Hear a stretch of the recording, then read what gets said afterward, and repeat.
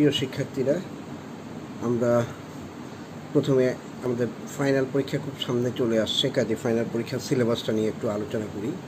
সেটা হলো, প্রথমে আমাদের সিলেবাসে থাকবে ওয়েভস অ্যান্ড অসিলেশন। এই চ্যাপ্টারটা বিশ্ববিদ্যালয় যখন খোলা ছিল তখন আমরা এই চ্যাপ্টারটা শেষ করে ফেলেছিলাম।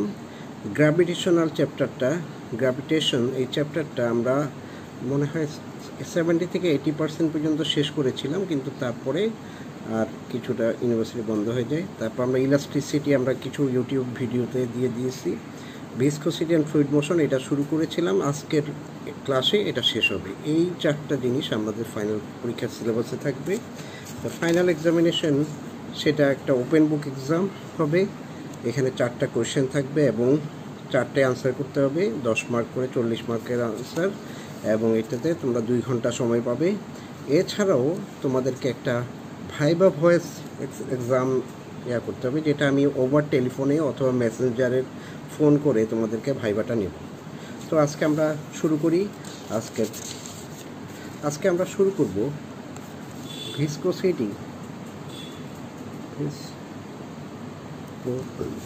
ভিসকোসিটি নামের জিনিসটা কি সেটা বোঝার চেষ্টা করি। তোমরা যদি কখনো পুকুরে গোসল করার হয়তো তোমাদের কারো সৌভাগ্য হয়েছে, পুকুরে তোমরা যদি দৌড়াতে চাও, তুমি কি সহজে দৌড়াতে পারো? দেখা যাচ্ছে বাতাসে যেভাবে তুমি দৌড়াতে পারো, পুকুরে দৌড়ানোর সময় পুকুরের তরল পদার্থটা তোমাকে একটা বাধা প্রদান করে। এই বাধা প্রদান করার কারণ, এই বাধাটাকেই আমরা বলতে পারি যে this is a viscous force. যে ফোর্সটাকে তোমাদেরকে তরলের ভিতর কোনো কিছুকে চলাচল করতে সে বাধা প্রদান করে, এটাই ভিসকোসিটি আমরা বলতে পারি। সো আমরা যদি এখন একটা ভিসকোসিটির একটা সম্পর্কে একটু জানতে চাই, তাহলে আমাদের বুঝতে হবে আরেকটা জিনিস আমরা দেখেছি। তোমরা যারা সমুদ্রে গিয়েছো তারা দেখেছো যে সমুদ্রে যখন ঢেউ আসে, ঢেউয়ের বেগটা থাকে উপর দিকে বেশি, এবং যত নিচের দিকে যায় তোমার পায়ের যেখানে তুমি পা রাখো সেইখানে কিন্তু ঢেউয়ের বেগটাকে পাওয়া যায় না। তার মানে ঢেউয়ের বেগ সবসময় যত ভূমিপৃষ্ঠ থেকে যত উপরে যাবে ততই বেশি। তো আমরা এখন একটা কনসিডার করি, সেটা হলো একটা ধরে নিচ্ছি যে একটা দিস ইজ এ সারফেস, যে সারফেসের উপর কতগুলি লিকুইড প্রবাহিত হচ্ছে। এই লিকুইডগুলি ধরো বিভিন্ন লেয়ারে প্রবাহিত হচ্ছে। এই লেয়ারটা হচ্ছে একদম তোমার যে আমাদের ভূমি আছে, ভূমি মাটির ঠিক উপরের লেয়ার, এটা তার উপরে আরেকটা লেয়ার, তার উপর আরেকটা লেয়ার, তার উপর একটা লেয়ার, এভাবে একদম একটা টপ লেয়ার পর্যন্ত আমরা আঁকতে পারি। এখন আমরা ধরে নিই যে মাঝখানে কোনো একটা লেয়ারের বেগ হলো ইউ, এবং কাজেই তার উপরের লেয়ারের বেগ হবে ইউ প্লাস ডিইউ। আমি এ পাশটায় লিখি, তাহলে তোমাদের বুঝতে সুবিধা হবে। ধরো এটা ইউ প্লাস ডিইউ, তাহলে এটা হবে you plus 2du, you plus 3du। তার নিচেরগুলি হবে u minus du, u minus 2du। সাধারণত যে নিচের লেয়ারটা আছে এটা তো শূন্য, কারণ সেটা সারফেস, যেটা মাটি সেটা তো কখনোই মুভ করে না। তো এখন কাজেই সারফেস থেকে যত উপর দিকে আমি যেতে থাকি ততই তার বেগ আসলে বাড়তে থাকে। আচ্ছা, তাহলে let us define what is the viscosity.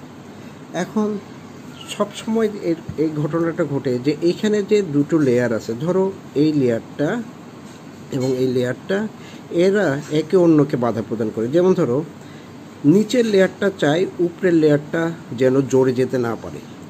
আমরা জানি যে উপরের লেয়ারটা জোরে যায়, কিন্তু নিচের লেয়ারটা চাই উপরের লেয়ারটাকে বাধা প্রদান করে, সে যেন জোরে যেতে চায় না, কিন্তু উপরের লেয়ারটা নিচের লেয়ারটাকে যেন জোরে যায় তার চেষ্টা করে। তার মানে যাদের রিলেটিভ যে ভেলোসিটি আছে সেই ভেলোসিটিটা আসলে একে অন্যকে বাধা প্রদান করে, মানে যেরকম আছে সেরকমটা এটা চায় না। এই লাইনটা তুমি দেখতে পাওয়া এই বইয়ের তোমার 250 পৃষ্ঠায় এখানে একটা ইটালিক করা আছে, this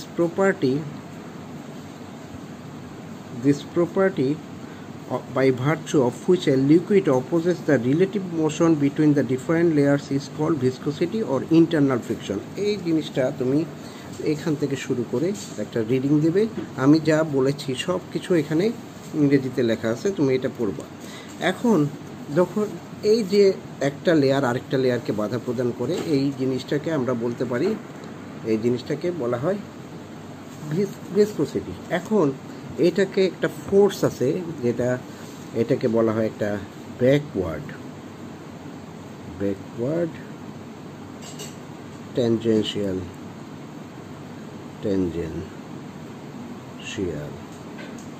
force, backward tangential force. এই ফোর্সটা আমরা এফ দিয়ে যদি প্রকাশ করি, তাহলে এই ফোর্স কিসের উপর নির্ভর করবে? এই ফোর্সটা হলো তোমার প্রপোর্শনাল টু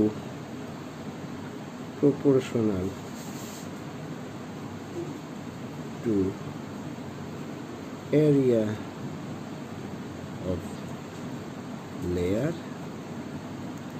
তার মানে এফ ইজ প্রপোর্শনাল টু এ। তারপরে আরেকটা জিনিস আমার উপর এটা নির্ভর করে, এটা হলো প্রপোর্শনাল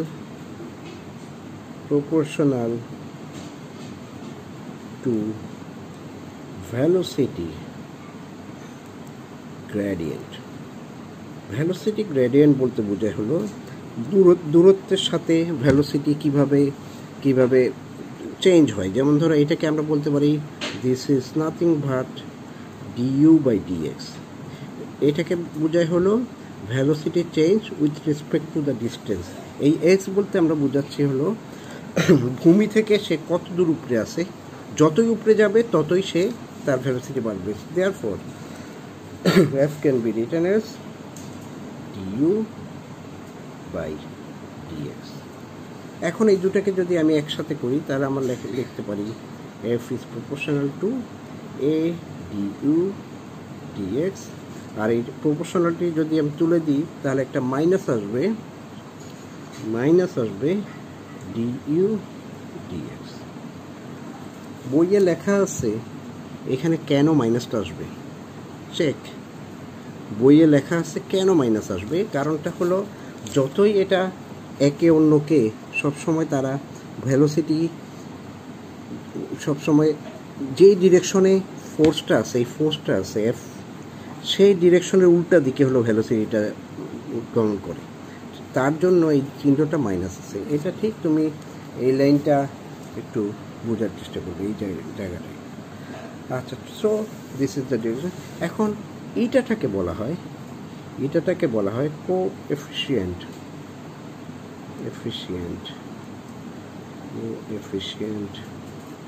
অফ ভিসকোসিটি। এটার একক হলো পয়েস।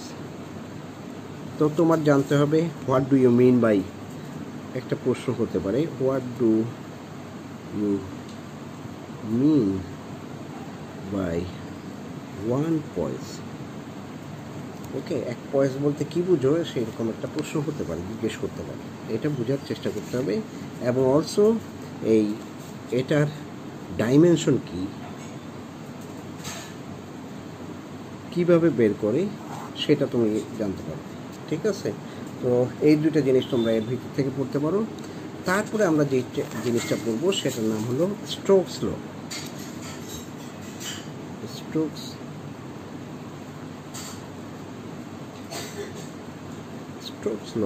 এটা হলো গিয়ে তোমার স্টোকস ল হলো, ধরো আমি একটা পাত্রের ভিতর একটা পাত্র আমি এইভাবে রাখলাম,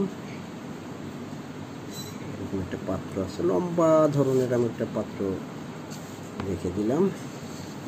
রেখে দেওয়ার পরে সেই পাত্রটা আমি লিকুইড দিয়ে ভর্তি করলাম।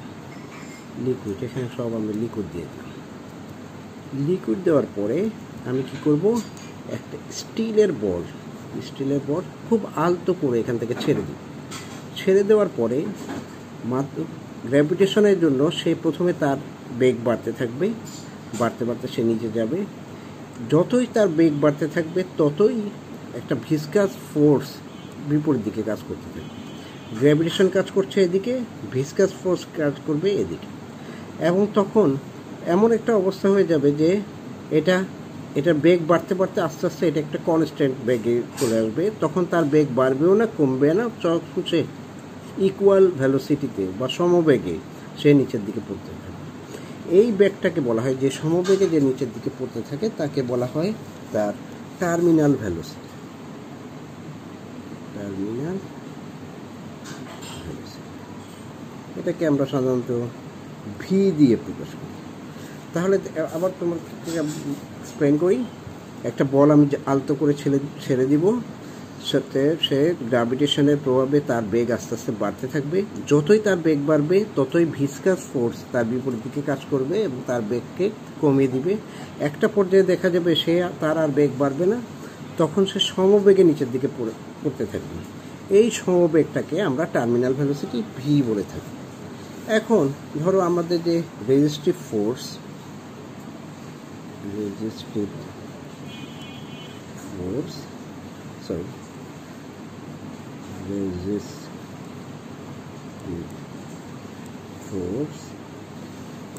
F depends on following factor. কিসের উপর ডিপেন্ড করে? এটা ডিপেন্ড করে এক, রেডিয়াস of the ball. ধরো এটাকে আমি আর দিয়ে প্রকাশ করি, তার মানে একটা ছোট বল, তার এগেনস্টে যে ফোর্স, সেই ফোর্সের মান হবে কম। যদি একটা মোটা একটা বল থাকে, একটা যার রেডিয়াস খুব বেশি, তার এগেনস্টে ফোর্সটা অনেক বেশি হবে। টু, আরও ডিপেন্ড করবে টার্মিনাল ভেলোসিটি। যার টার্মিনাল ভেলোসিটি অনেক বেশি, তার এগেনস্টে ফোর্সটা বড় থাকবে। যার টার্মিনাল ভেলোসিটি কম, তার এগেনস্টে ফোর্সটা কম থাকবে। তারপর হলো তোমার কোএফিশিয়েন্ট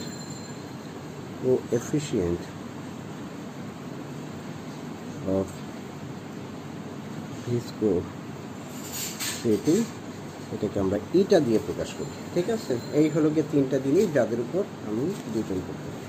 এখন আমি জানি না যে কোনো একটা জিনিস যখন ডিপেন্ড করে, তখন আমরা কিন্তু এইভাবে লিখতে পারি, সাম এক্স ডিপেন্ডস অন ওয়াই। এটা ওয়াই যত বাড়বে এক্স বাড়বে, এটা আমরা জানি। কিন্তু কখন যদি এরকম লিখি ওয়াই স্কোয়ার, এখনও কিন্তু ওয়াই যত বাড়বে এক্স বাড়বে, বা x equal to proportional to y cube হলে ওয়াই যত বাড়বে তত বাড়বে। কিন্তু তিনটা চেহারা কিন্তু তিন রকম হবে, তাই না? এখানে ওয়াই এর সাথে এক্স যতটা বাড়বে, এখানে তার থেকে বেশি বাড়বে, এখানে তার থেকে বেশি বাড়বে। কাজে কিন্তু আমরা এখানে শুধু জানি যে ফোর্স এফ এটা আর এর উপর ডিপেন্ড করে, ভি এর উপর ডিপেন্ড করে, ইটার উপর ডিপেন্ড করে, কিন্তু আমি জানি না যে তারা কিভাবে একে অন্যের সাথে বিহেভ করে। সো আমি একটু ডাইমেনশনালি এটাকে লিখতে পারি, এক্সপ্রেস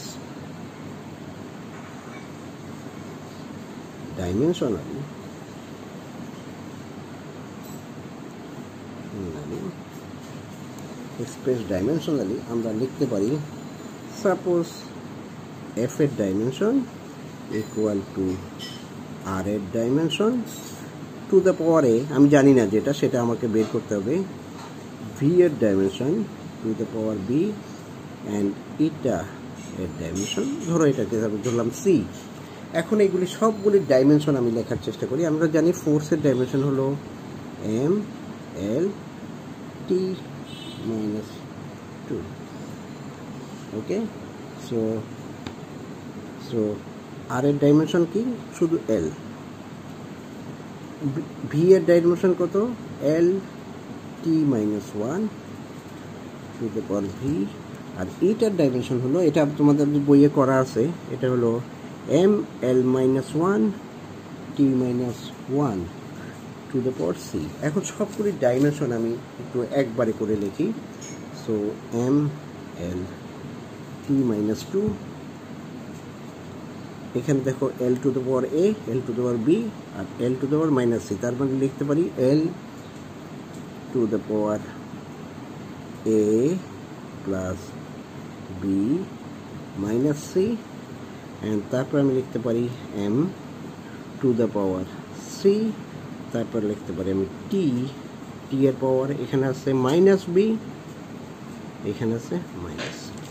এখন যে কোনো সমীকরণের এদের আমি সহগগুলিকে সমীকৃত করতে পারি। যেমন ধরো এখানে এম এর পাওয়ার 1, তার মানে এখানে এম এর পাওয়ার সি, তাহলে আমি লিখতে পারি এম এর যদি পাওয়ারটা আমি কনসিডার করি তাহলে আমি লিখতে পারি 1 ইকুয়াল টু সি। তবে টি এর পাওয়ারটা যদি কনসিডার করি, টি এর পাওয়ারটা যদি কনসিডার করি তাহলে আমি লিখতে পারি -2 equal to minus b minus c, কারণ এখানে টি এর পাওয়ার মাইনাস বি সি। এখান থেকে আমি বের করতে পারি বি এর মান 1। এখন আমি এল এর মানে যাই, এল ইকুয়াল টু, এল এর মান যদি নিই এখানে হলো 1 equal to a plus b minus c, a plus b minus c. এখান থেকে আমি যদি ক্যালকুলেট করি তাহলে আমি পাবো এ ইকুয়াল টু 1। তার মানে আমরা লিখতে পারি ultimately F equal to r to the power 1 v to the power 1 plus eta to the power 1। এখানে একটা কনস্ট্যান্ট কে বসাই দেব। এই কে এর মান আমরা এক্সপেরিমেন্টালি এটা পাওয়া যায়, তো এটার মান হলো 6 পাই। এটা হলো এক্সপেরিমেন্টাল ভ্যালু, এক্সপেরিমেন্টাল ভ্যালু। তাহলে এফ এর মান হলো R to the 6 pi R V eta. এটা আমার একটা গুরুত্বপূর্ণ দরকার, এটা আমার দরকার হবে, কাজেই আমি এটাকে আমি ব্যবহার করি এরপর। এখন এই ছবিটা থেকে আমি কিছু ক্যালকুলেট করব, ক্যালকুলেশনগুলো একটু মন দিয়ে দেখে নাও। ক্যালকুলেশনগুলি এরকম,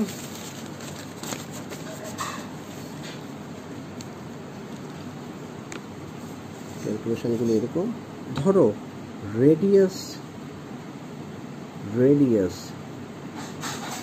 of ball equal to r, তারপর টার্মিনাল ভেলোসিটি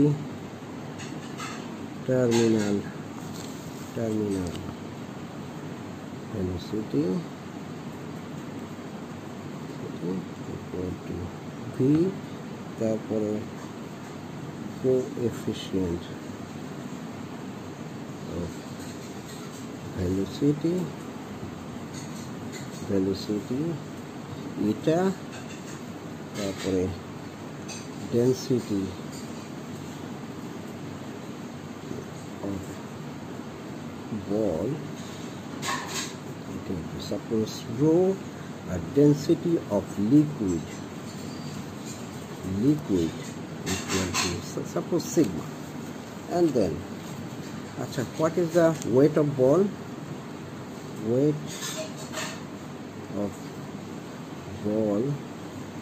in air। তবে প্রথমে তার ভলিউম বের করতে হবে 4/3 পাই আর কিউব, তারপরে তার সাথে ডেনসিটি গুণ করে দিতে হবে, তাহলে এটা আমি পেয়ে গেলাম তার মাস, তার সাথে জি গুণ করতে হবে, তার মানে এতটুকু অংশ হলো আমার ভর,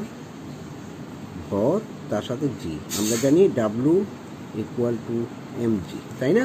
এটা ব্যবহার করব। এখন যখন বলটাকে তুমি পানির ভিতর প্রবেশ করাবে, ঠিক তরল পদার্থটা ঠিক বলের সমান পরিমাণ লিকুইড অপসারিত করবে, তাহলে ওয়েট অফ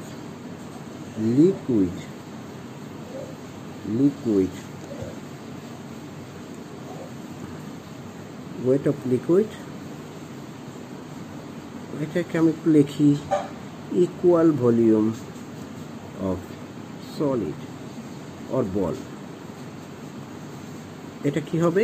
এটা হবে 4/3 পাই আর কিউব, এটার সাথে আমি গুণ করব সিগমা, এটার সাথে গুণ করব জি।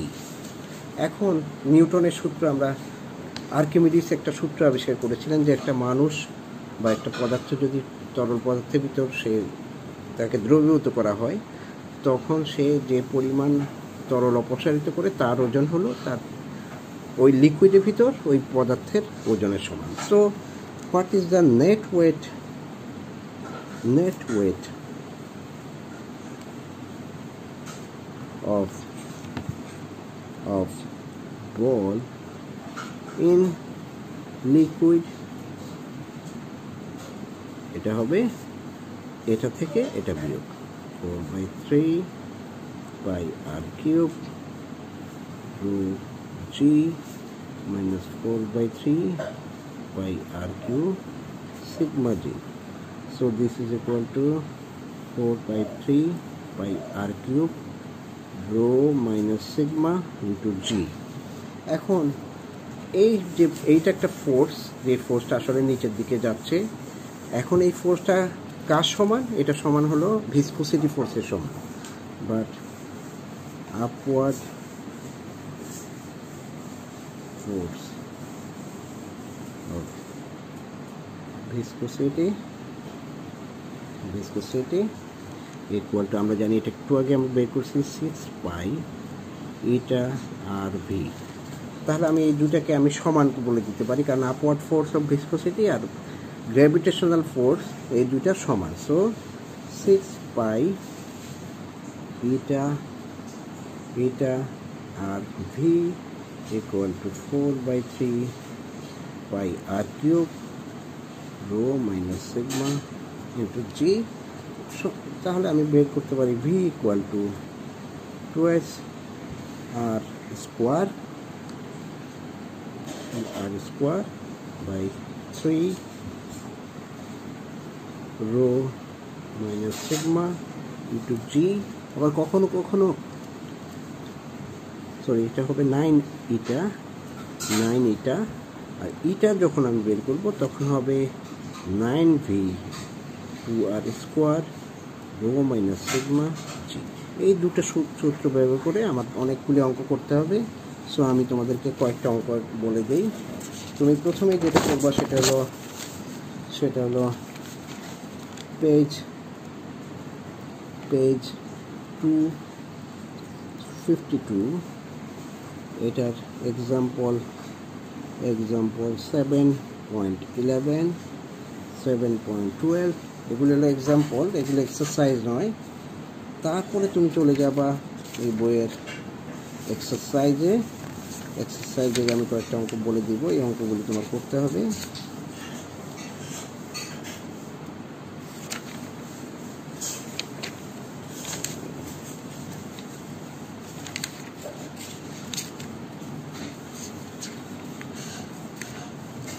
দিয়ে তুমি দেখতে পাবা এখানে কতগুলো অঙ্ক আছে।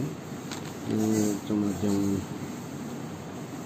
39 40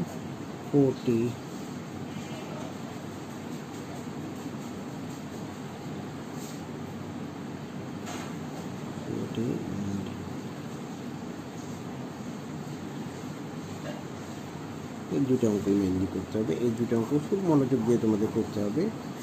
সো এটা আমরা আবার হয়তো পরে এক সময় আমি আরেকটা ভিডিও আপলোড করব, অঙ্কগুলি কীভাবে করতে হয় সে ব্যাপারে তোমাদেরকে সাহায্য করব। তবে তুমি এই পর্যন্ত এটা হলো এন্ড অফ ভিসকোসিটি, এই চ্যাপ্টারেই আমাদের শেষ, কারণ এরপরে আমরা সিলেবাস আর কভার করার সময় পাবো না। কাজে এতটুকু পর্যন্ত তোমাদের অবশ্যই করতে হবে। আচ্ছা, তোমাদের সাথে আবার পরে কথা হবে।